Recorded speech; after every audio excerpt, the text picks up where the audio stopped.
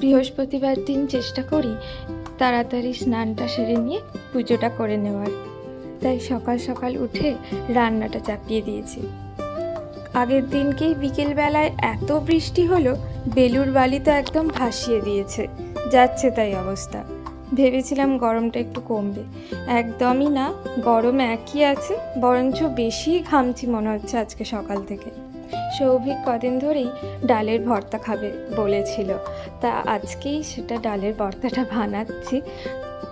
একটু জিরি করে পেঁয়াজ কেটে নিয়েছি, সর্ষের তেলে শুকনো লঙ্কা ফোড়ন দিয়ে পেঁয়াজটা ভাজতে ভাজতে একটু আদা আর রসুনও কুড়ে দিয়েছি, খুবই সামান্য, যাতে একটু ফ্লেভারফুল হয় তার জন্য। আর সেদ্ধ করে রাখার মুসুর ডালটাও দিয়ে দিলাম, ভালো করে নেড়ে শুকনো করে নিয়েছি। ভর্তা দিয়ে ভাত খেতে আমরা সবাই খুব ভালোবাসি, আমার তো ভীষণ প্রিয় যে কোনো ভর্তা। বৃহস্পতিবার দিন চেষ্টা করি তাড়াতাড়ি স্নানটা সেরে নিয়ে পুজোটা করে নেওয়ার।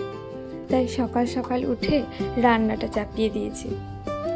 আগের দিনকেই বিকেলবেলায় এত বৃষ্টি হলো, বেলুর বালি তো একদম ভাসিয়ে দিয়েছে, যাচ্ছে তাই অবস্থা। ভেবেছিলাম গরমটা একটু কমবে, একদমই না, গরম একই আছে, বরঞ্চ বেশি ঘামছি মনে হচ্ছে আজকে সকাল থেকে। সৌভিক কদিন ধরেই ডালের ভর্তা খাবে বলেছিল, তা আজকেই সেটা ডালের ভর্তাটা বানাচ্ছি। একটু জিরি করে পেঁয়াজ কেটে নিয়েছি, সর্ষের তেলে শুকনো লঙ্কা ফোড়ন দিয়ে পেঁয়াজটা ভাজতে ভাজতে একটু আদা আর রসুনও কুড়ে দিয়েছি, খুবই সামান্য, যাতে একটু ফ্লেভারফুল হয় তার জন্য। আর সেদ্ধ করে রাখার মুসুর ডালটাও দিয়ে দিলাম, ভালো করে নেড়ে শুকনো করে নিয়েছি। ভর্তা দিয়ে ভাত খেতে আমরা সবাই খুব ভালোবাসি, আমার তো ভীষণ প্রিয় যে কোনো ভর্তা।